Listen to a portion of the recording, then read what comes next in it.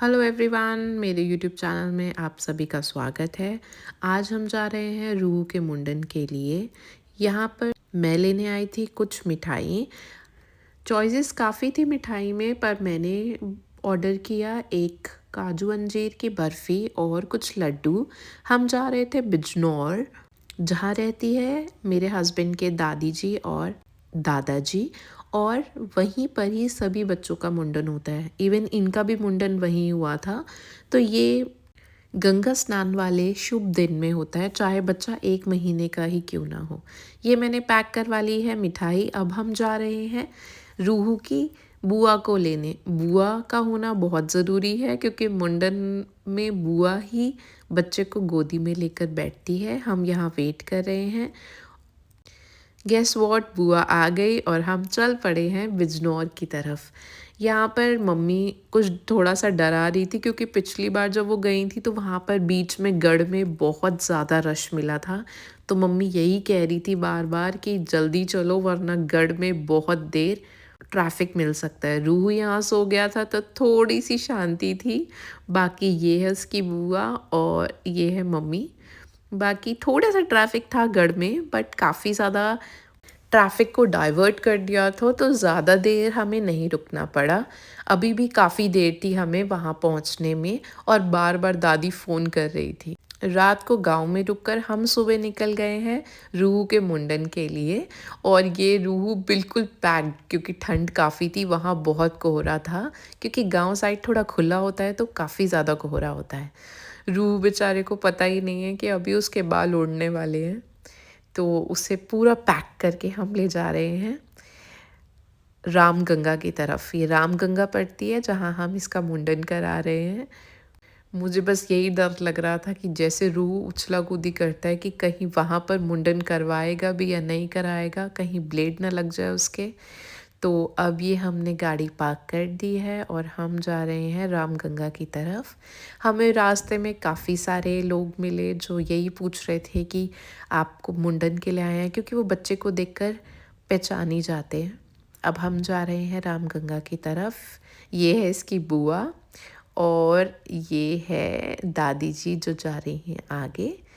बाकी ये थी नदी, और ये ब्लैक सूट में हमें मिल गए थे अंकल जो रूह का मुंडन करने वाले थे। मैंने इनसे पूछ भी लिया कितने साल का एक्सपीरियंस है, तो इन्होंने बताया कि मुझे 20 साल का एक्सपीरियंस है। रूह अभी बहुत हंस रहा था, उसे लग रहा था कि उसकी चंपी हो रही है। उसके एक्सप्रेशंस ऐसे थे जैसे कि बहुत मज़ा आने वाला है। बाकी अब उसको पता चलने वाला है कि उसके बाल उड़ने वाले हैं। बुआ ने उसको गोदी में ले लिया था और भैया उसकी चंपी कर रहे थे। शायद इससे ईज़िली बाल निकल जाते हों। रूह के पापा मेरा पर्स लेकर खड़े थे और मैं बस विश कर रही थी कि रूह रोए ना, क्योंकि मुझे भी बहुत डर लग रहा था कि कहीं ब्लेड ना लग जाए, कहीं रूह रोने ना लग जाए।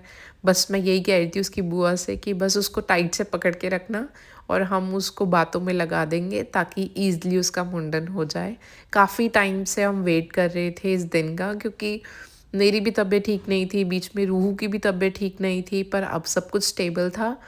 तो बस ये हो जाए, उसके बाद थोड़ा सा डर ख़त्म हो जाता है। यहाँ पे माना जाता है कि ये बाल बहुत सुच्चे होते हैं, मतलब बहुत ज़्यादा प्योर होते हैं, और इन्हें निकलवाना ज़्यादा ज़रूरी होता है। ये थी इनकी दादी जी जो बैठकर देख रही थी कि कैसे मुंडन हो रहा है। ये भैया ने चालू कर दिया था मुंडन करना। रूह थोड़ा सा शांत था कंपैरेटिवली जितना वो उछलता है, और बुआ उसका ट्राई कर रही थी रोकने का।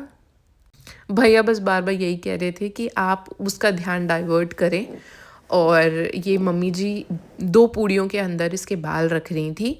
माना ये जाता है कि पूड़ियों के अंदर बाल रख के और उसको फिर गंगा में विसर्जित कर दिया जाता है। अब यहाँ रूह ने रोना शुरू कर दिया था। हम बस किसी तरीके से रूह का ध्यान भटकाने की कोशिश कर रहे थे कि वो इधर उधर देखे और बस भैया काम कर दे। यहाँ तो रूह ने बस हद ही कर दी। मैं बस क्लैप कर रही थी, गाना गा रही थी ताकि रूह बस आराम से मुंडन करा ले। भैया ने भी यहाँ पर बहुत ही अच्छे से बिना उसको लगे हुए सारे बाल साफ कर दिए थे। मानना पड़ेगा भैया का, सच में 20 साल का एक्सपीरियंस काम कर रहा था। रूह को उसकी दादी आहा टमाटर, कभी तितली उड़ी वाला गाना गा रही थी ताकि वो शांति से अपने बाल मुंडवा सके।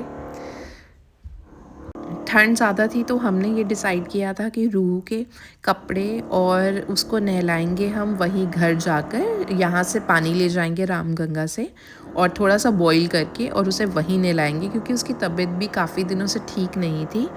अब ये हम जा रहे हैं मेला देखने। वहाँ थोड़ा सा छोटा मेला लगा हुआ था तो हमने सोचा क्यों ना हम थोड़ा मेला दिखाएं। वहाँ रूह अपने पापा के साथ जा रहा था।